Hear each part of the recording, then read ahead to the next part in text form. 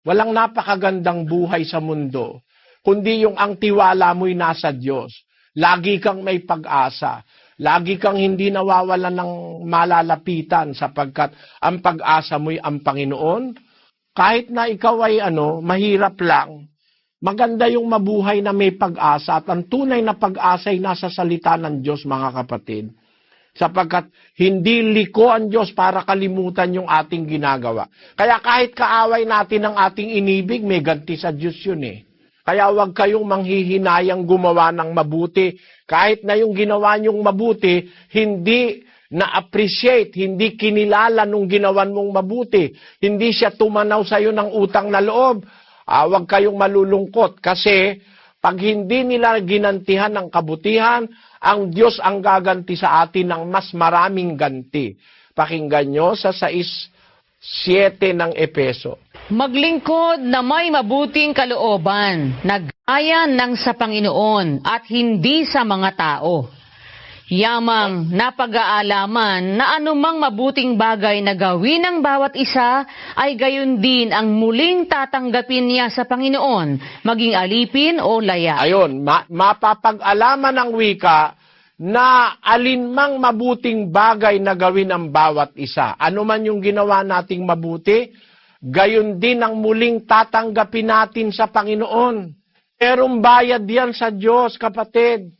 Huwag kayong magsasawang gumawa ng kabutihan. May bayad ang Diyos dyan sa bawat gawang mabuti. Kaya nga laging sinasabi ni kapatid na Daniel, ang paggawa ng mabuti hindi magbubunga ng masama. Bakit? Lahat ng gagawin nating mabuti, babayaran sa atin ng Diyos. Pakinggan nyo sa isang talata ng awit, ganito ang ating mababasa sa 62:12. Sa iyo naman, O Panginoon, ukol ang kagandahang loob, sapagkat ikaw ay nagbabayad sa bawat tao ayon sa kaniyang gawa. Tandaan nyo, ang ating panuntunan sa buhay, ang ating pag-asa palagi ang Diyos. Ang Diyos ang may sabi hindi kita pababayaan. Ang Diyos ang may sabi, hindi kita papagkukulangin.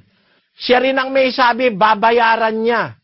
Lahat ng ginagawa nating mabuti, kung lahat ng ginagawa nating mabuti, babayaran ng Diyos. Doon sa trabaho mo minsan meron kang nagtatrabaho ka, nag-o-overtime ka para bayaran ka ng manager Bayaran ka ng may-ari. Nagtatrabaho ka, overtime pa Minsan kahit walang tulog alam nyo, yung manager mo, kung magbayad, kung alin lang yung pinag-usapan, yun lang ang babayaran sa'yo.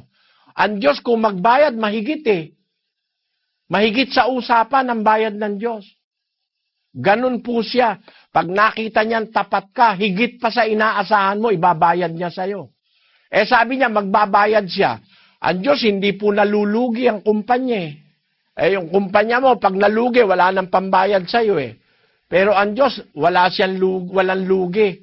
Tiyak na tiyak, babayaran niya. At alam nyo, hindi niya makakalimutan yan. 6 Gis ng Ebreo, kapatid na Daniel.